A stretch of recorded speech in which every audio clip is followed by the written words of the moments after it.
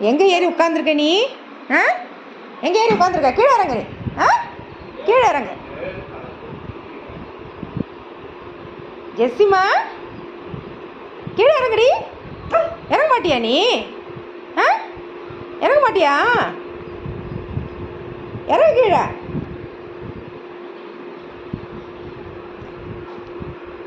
ஜெஸ்ஸி,